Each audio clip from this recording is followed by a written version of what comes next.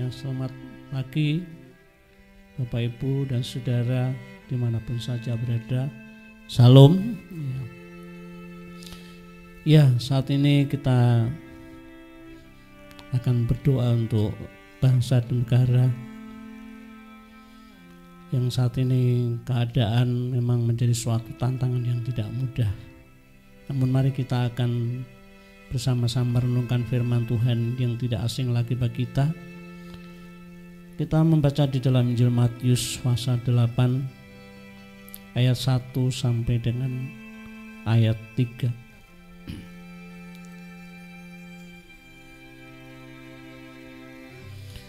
Injil Matius pasal 8 ayat 1 sampai dengan 3. Demikian firman Tuhan. Setelah Tuhan Yesus turun dari bukit, orang banyak berbondong-bondong mengikuti Dia. Maka datanglah seorang yang sakit kusta kepadanya, lalu sujud menyembah Dia dan berkata, "Tuan, jika Tuhan mau, Tuhan dapat mentahirkan aku."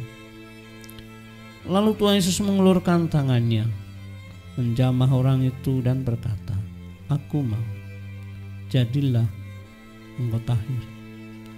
Seketika itu juga tahirlah orang daripada kustanya. Ya, sampai di sini. Nah, Bapak-bapak dan Saudara yang dikasihi Tuhan, demikian juga dimanapun saja berada. Ya, saat ini COVID-19 sudah berjalan sampai 1 tahun lebih dan berdampak semua sektor mengalami krisis yang membuat banyak orang menjadi cemas dan takut. Terlebih kalau saat ini ada varian-varian baru, ya kita boleh menyaksikan di sekitar kita bagaimana banyak orang-orang yang terpapar varian baru ini sangat ganas, ya banyak korban yang tidak sedikit.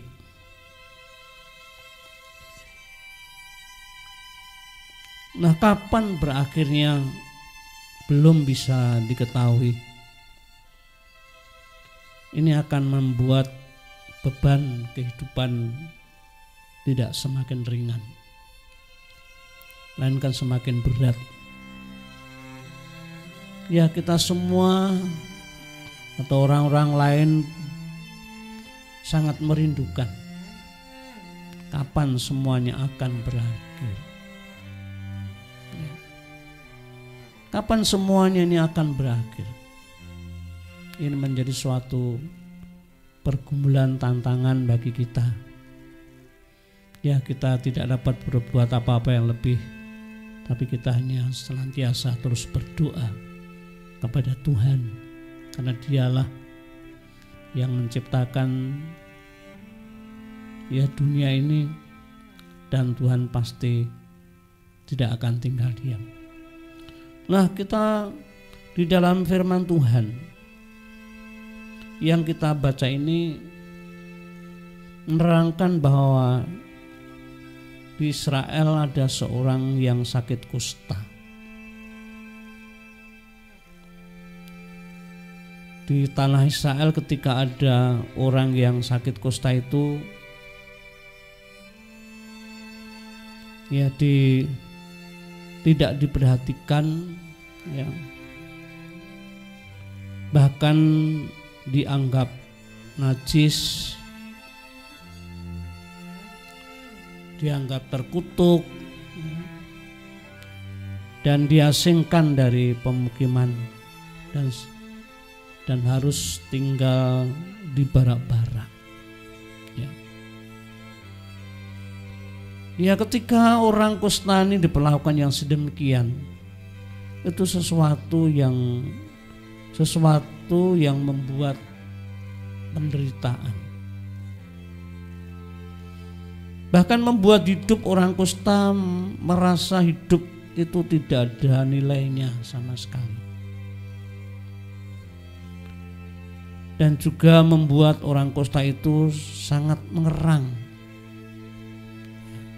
Kalau ya karena orang sakit kusta itu satu tidak ada obatnya, ya suatu penyakit yang bisa menular, ya. Jadi bagi orang yang menderita sakit kusta ini benar-benar keadaan itu menjadi suatu yang dapat membuat ya hidupnya itu sangat mengerang. Kapan bisa sembuh tidak tahu, ya. Tidak tahu siapa yang dapat menolong. Ini suatu keadaan yang sangat berat. Kita bisa bayangkan kondisi ini, kita gambarkan seperti ketika orang Israel diperbudakan di tanah Mesir, ya kurang lebih 400 tahun, ya diperbudak, ya dari masa ke masa, keturunan sampai keturunan, hidup dalam perbudakan itu sangat menderita, ya. Terus dipekerjakan dengan berat.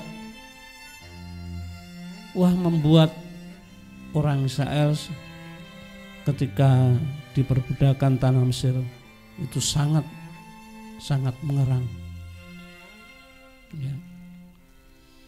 Ya, dalam keadaan sedemikian dia hanya dapat mengerang dari hari ke hari. Apa yang diharapkan dalam kondisi sedemikian? Namun kita dapat belajar melalui firman Tuhan, ya dalam keadaan sedemikian ternyata Tuhan itu tidak pernah membiarkan mereka, ya. Seperti dikatakan, ya kita akan baca untuk mengetahui bagaimana Tuhan itu melawat mereka di dalam Keluaran pasal 2. Keluaran pasal 2 ayat 23 sampai 25. Keluaran pasal 2 ayat 23 sampai 25. Lama sesudah itu matilah Raja Mesir, tetapi orang Israel masih mengeluh karena perbudakan dan mereka berseru-seru, sehingga teriak mereka minta tolong karena perbudakan itu sampai kepada Allah. Allah mendengar mereka mengerang, lalu ia mengingat kepada perjanjiannya dengan Abraham, Ishak dan Yakub.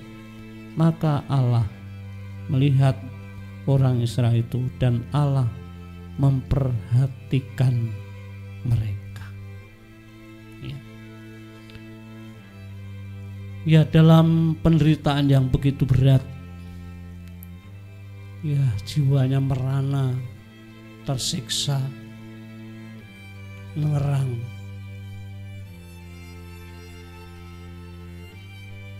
Harapannya seperti sudah putus asa, tapi kita tahu di sini kita melihat bahwa Allah itu tidak membiarkan mereka.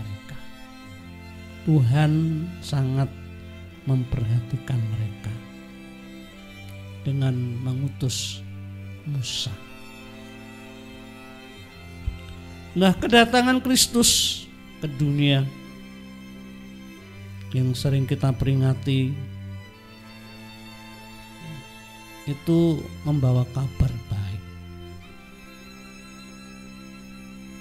Membawa kabar baik. Ketika satu Tuhan Yesus khotbah di bukit, orang banyak itu menjadi takjub mendengar pengajarannya, ya.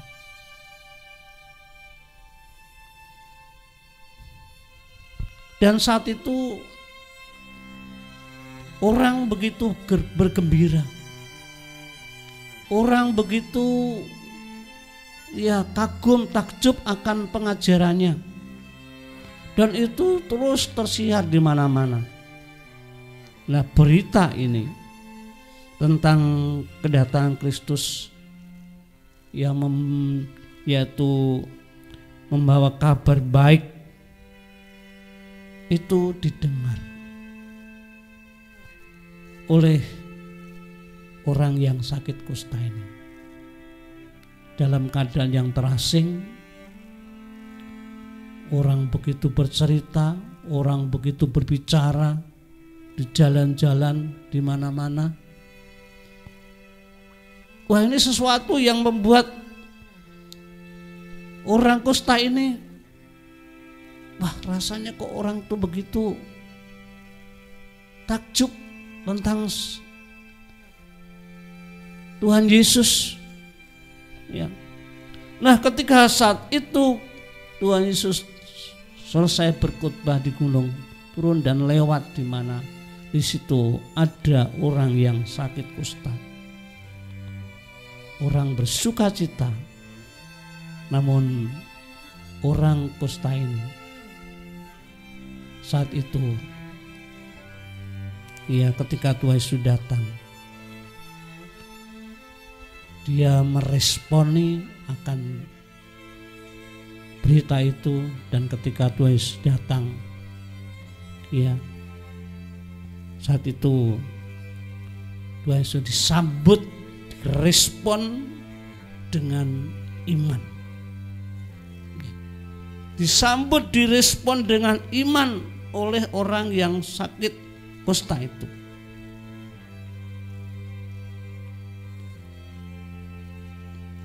Dengan berseru-seru, karena harapannya hanya satu, apa yang sudah diberitakan oleh banyak orang, apa yang didengar tentang dia, tentang pengajarannya yang punya kuasa yang begitu besar. Orang kusta ini meresponi dengan iman. Dengan apa? Sampai ketika Tuhan Yesus sujud menyembah Tuhan Yesus dan memohon kesembuhan. Memohon kesembuhan. Ini satu-satunya yang diharapkan oleh orang kusta ini. Suatu kesempatan yang sangat indah. Dalam keadaannya yang terpuruk, dalam keadaannya yang sudah mengerang, dalam kondisi yang mengerang, menderita, ada kabar tentang Tuhan Yesus. Pengajarannya punya kuasa yang begitu besar. Ini merupakan sikap yang benar.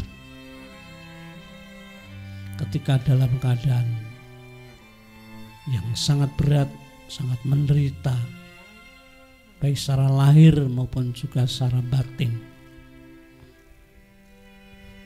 ketika mendengar tentang nama Tuhan Yesus, dia tidak menyia-nyiakan kesempatan. Dia kejar, dia datang kepada Tuhan dengan sujud menyembah akan Tuhan, memohon kesembuhan. Nah, ini merupakan sikap yang benar. Dan kita tahu bagaimana ketika Tuhan saat itu ada orang yang benar-benar meresponi akan dia dan memohon kesembuhan kepada Tuhan Yesus. Kita tahu seperti apa yang dikatakan firman Tuhan. Di situ lalu Tuhan Yesus mengulurkan tangannya, menjamah orang itu dan berkata, "Aku mau, jadilah engkau tahir." Dan seketika itu juga, yaitu orang itu, seketika itu tahirlah orang itu dan mereka sembuh. Ya, dia sembuh. Nah, inilah sesuatu yang sangat luar biasa ketika meresponi dengan iman kepada Tuhan Yesus tentang siapakah dia. Dia hanya satu-satunya yang dapat membuat hati mereka percaya kepada Tuhan Yesus. Nah, Bapak-bapak dan saudara yang dikasihi Tuhan, kita ini hidup di tengah-tengah negeri kita, keadaannya memang berat. Ya, selain kita menghadapi dengan adanya COVID, demikian dengan varian-varian yang baru begitu ganas, kita perlu hati-hati dalam ya kita bersosial, harus menjaga jarak. Ya, kita berharap jangan sampai kita terpapar. Wah, ini merupakan juga perjuangan yang tidak ringan. Ya. Namun juga dampak-dampak yang lain. Bagaimana ketika orang untuk mencukupkan kebutuhan kehidupan sehari-hari bukan perkara yang mudah. Perjuangan untuk dapat makan itu begitu berat. Ya, beberapa hari yang lalu ketika tetangga kami ada yang meninggal di depan rumah Bapak Arun yang sebelah timur. Orang ngomong-ngomong bagaimana ya suaminya ini ya istrinya jual di pasar.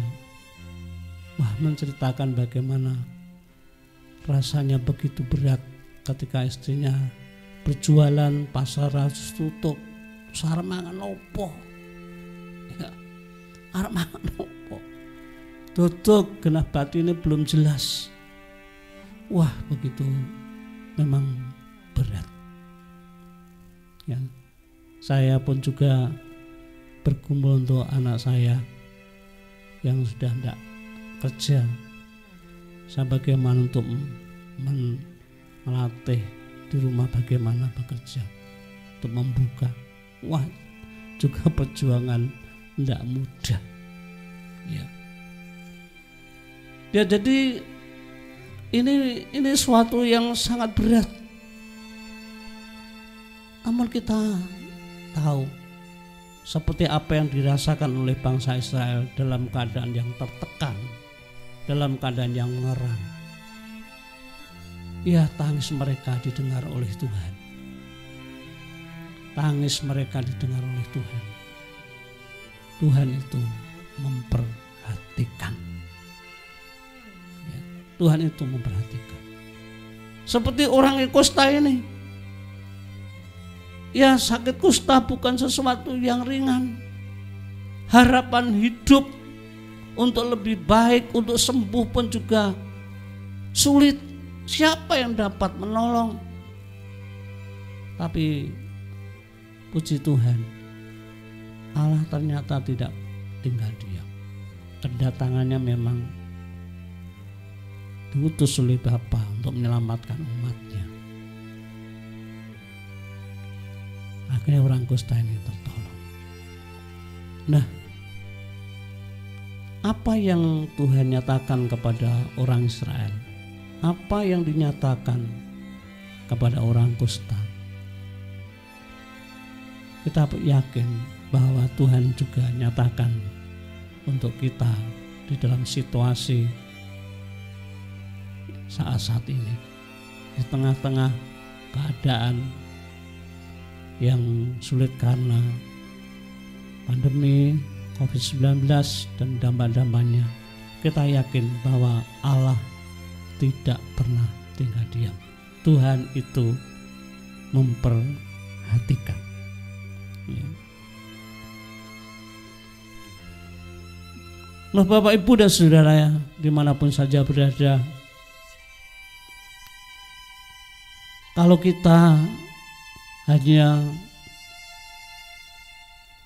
memperhatikan akan situasi keadaan yang ada, itu benar-benar suatu yang menyusahkan.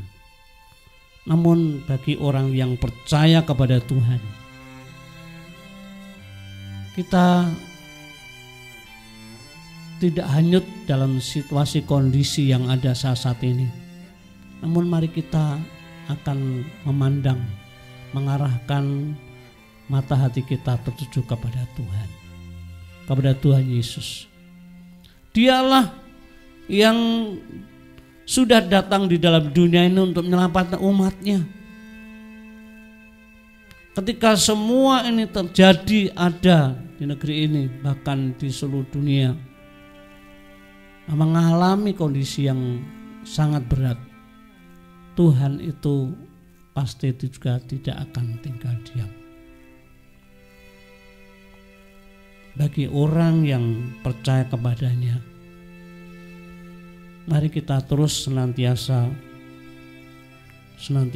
terus memandangkan Dia dan membangun kehidupan iman kita, berjuang untuk kita tetap percaya kepada Tuhan. Di dalam Alkitab, ya, ada contoh seorang yang dipakai Tuhan luar biasa. Seorang hamba Tuhan, yaitu Rasul Paulus. Dipakai Tuhan luar biasa. Dulu sebagai orang pengayat jemaat, namun Tuhan tangkap menjadi alatnya. Namun juga pada suatu saat menghadapi kondisi yang membuat Rasul Paulus juga merasakan begitu berat sekali. Ya. Mau putus asa. Ya. Kita akan membaca di dalam 2 Korintus pasal 1. 2 Korintus pasal 1 ayat 8 dan 9.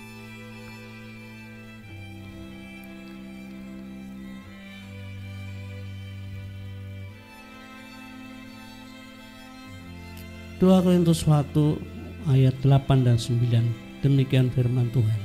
Sebab kami mau, saudara-saudara, supaya kamu tahu akan penderitaan yang kami alami di Asia Kecil. Beban yang ditanggungkan atas kami adalah begitu berat, begitu besar dan begitu berat, sehingga kami telah putus asa juga akan hidup kami.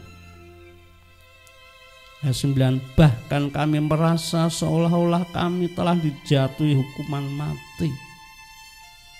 Tetapi hal itu terjadi supaya kami jangan menaruh kepercayaan pada diri kami sendiri, tetapi hanya kepada Allah yang membangkitkan orang mati. Ya. Paulus sebagai tokoh, ya, sebagai hamba Tuhan dipakai luar biasa menghadapi keadaan yang sangat berat, yang sangat sulit, dikatakan yaitu berat, besar dan berat, ya, begitu berat, dikatakan telah putus asa. Ya, namun puji Tuhan, dalam kondisi demikian Rasul Paulus sadar tidak ada sesuatu yang mampu dengan kekuatan sendiri. Namun dia menempatkan diri, dia senantiasa menaruh kepercayaan, ya, bukan pada diri tetapi kepada Allah yang sudah mati dan bangkit dari antara orang mati.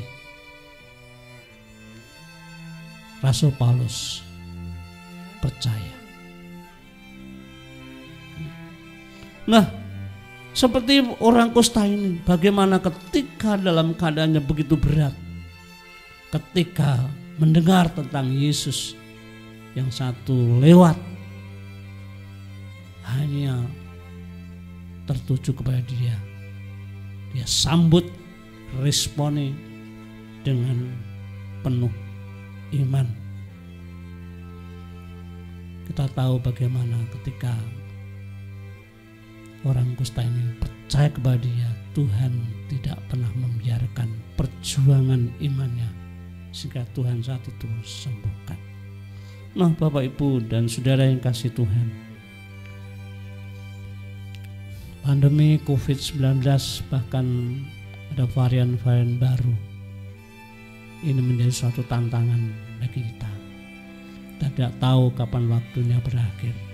Namun bagi kita sebagai orang percaya kepada Tuhan Yesus, kita terus mengarahkan mata hati kita hanya tertuju kepada Dia. Seperti orang kusta ini sujud menyembah kepada Tuhan, yaitu hidup di dalam iman melalui doa. Hidup di dalam iman melalui doa. Ya, itu. Dan kita yakin Tuhan tidak akan membiarkan doa kita menjadi sia-sia. Kita yakin apa yang kita lakukan dengan iman tidak akan sia-sia. Kita tidak perlu tahu kapan waktunya, tapi ketika kita terpercaya pada Tuhan, pasti Allah itu akan bertindak. Ya, caranya bertindak ya sulit untuk kita pahami. Ya, namun cara Allah itu sangat penting.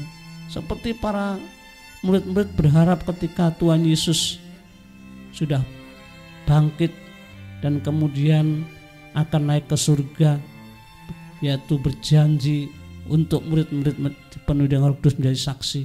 Pikirannya berbeda dengan situasi dipikirkan untuk memulihkan kerajaan Israel.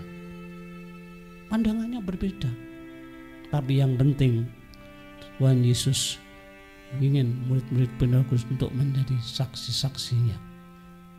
Ketika menjadi saksi, pemulihan-pemulihan untuk orang diselamatkan begitu luar biasa. Nah, untuk itu inilah sesuatu yang begitu indah, sebagai pelajaran yang sangat indah, yaitu hidup di dalam iman melalui doa seperti orang kusta ini. Dan untuk itu melalui firman Tuhan ini kiranya menjadi berkat bagi kita untuk terus kita berharap pada Tuhan. Melalui doa kita yakin Tuhan tidak akan membiarkan kita. Tuhan pasti menyatakan kuasanya untuk pemulihan negeri ini. Tuhan Yesus memberkati.